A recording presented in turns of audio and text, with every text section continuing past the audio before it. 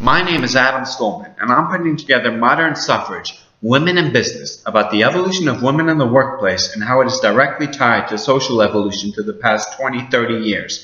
In spite of the women's movement, there is still sexism and other barriers that exist, making it harder for women to climb up the career ladder in business. And in certain parts of the world, like the Middle East, countries in Africa, there are whole different violent notions of the women's role in society. How do women fight this today, and what is changing? I'm qualified to do this because, as a journalist, I have always sought out and reported about how people are changing the world. Constant stories of human evolution, stories of survival, emotion, strength, and growth. This particular documentary focuses on women as a whole, but is centered by Soraya Nadeem. Nadeem, a Pakistani-born woman who holds dual citizenship with the U.S. and her native country, had been working in the tax industry with KPMG in San Francisco and holds a CPA.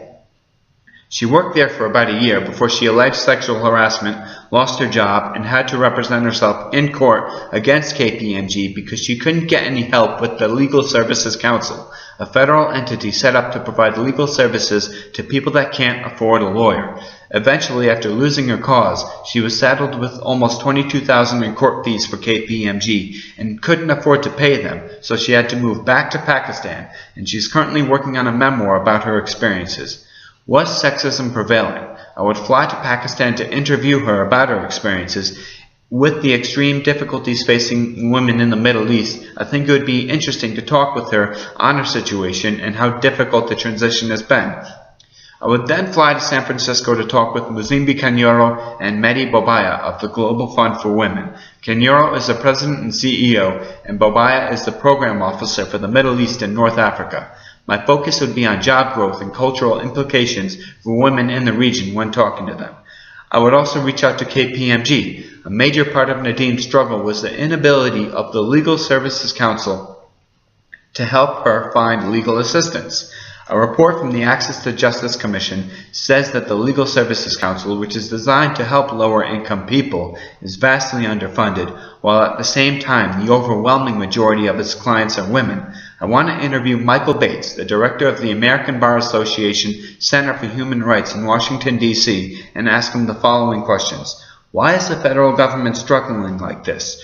What will it take to better fund and equip the LSC? Why is there such an overabundance of women being served by the LSC as compared to men? What are the rates of successful rulings for women that have taken employers to court over sexual harassment? And what are the major factors that influence these rulings? These are some of the questions that I would be asking. Well, there has also been a huge culture change on the view of the American woman since the end of World War II. She has had to work to change the public perception of the role women play in business and policy.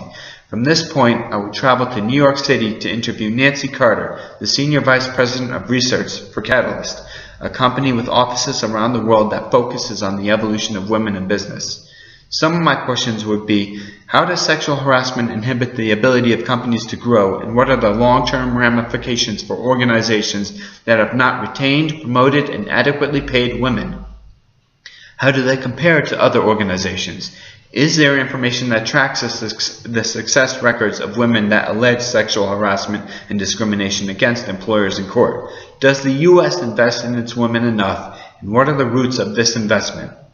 Some of the risks and challenges? Certainly, there will be challenges. This is a big project, and I am still working on putting together a team. I am reaching out to several other funders in case I don't meet my goal of $120,000 through Indiegogo. So I am certainly anticipating achieving my goal, but if that doesn't happen, I will put this money aside for another journalism endeavor.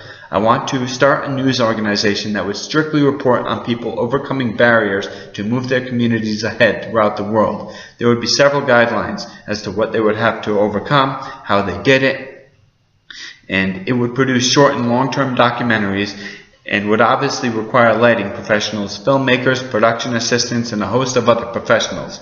Either way, your money is being put to good use.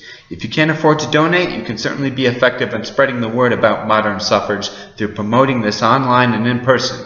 I want to push the word about my project, and I want to let it be known that this is information people need to know. If you know of any lighting professionals, production assistants, or cameramen that would be interested, I'm also putting my team together. Thanks.